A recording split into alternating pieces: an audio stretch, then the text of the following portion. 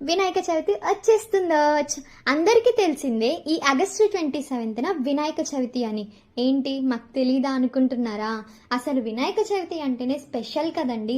మరి ఆ వినాయక చవితిని మరింత స్పెషల్గా చేసుకోవాలి అంటే బుజ్జి గణపయ్య కావాలి కదా. మరి ఆ బుజ్జి గణపయ్యని ఎక్కడ తీసుకోవాలని ఆలోచిస్తున్నారా? ఈసారి నేను చెప్తాను. ప్రతి ఇయర్ మా తమ్ముడు మా డాడీ స్వయంగా మా చేతుల మీదే మేము వినాయక బొమ్మలు ప్రిపేర్ చేస్తాము. ఈ ఇయర్ కూడా చేస్తున్నాము. మరి ఆ వినాయక చవితి రోజు ప్రతి ఇంట్లో ఒక చిన్ని గణపయ్య ఉంటాడు.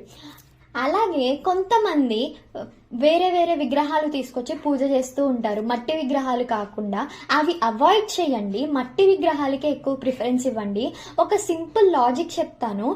పార్వతీదేవి గణపతిని పుట్టించడానికి పసుపు ముద్దతో వినాయక విగ్రహం చేసి అందులో ప్రాణం పోసింది. ఆ పసుపే మట్టిలో నుంచి వస్తుంటే స్వయంగా ఆ మట్టితోనే మనం గణపతిని విగ్రహాన్ని చేసుకొని పూజలో కూర్చోబెడితే అసలు ఆ గణపతి వచ్చి కూర్చున్నట్టు ఉంటుంది కదా.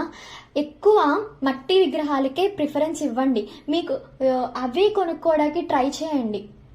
మీ చుట్టుపక్కల లేకపోతే నేను స్క్రీన్ మీద నెంబర్ ఇస్తాను, ఆ నెంబర్కి కాంటాక్ట్ అవ్వండి. నేను డిస్క్రిప్షన్లో అడ్రస్ కూడా పెడతాను. మీరు ఏ బొమ్మ కావాలంటే అది స్క్రీన్ షాట్ తీసి ఆ నెంబర్కి వాట్సాప్కి పెట్టండి. మా అడ్రస్ కూడా డిస్క్రిప్షన్లో ఇస్తాను, చెక్ చేయండి. మళ్ళీ ఈ వీడియో చూసాక ప్రమోషన్లు గిమోషన్లు ఏం అనుకోకండి. ఇది అసలు మేము మా ఇంట్లో చేసే బొమ్మలు, ఓకేనా?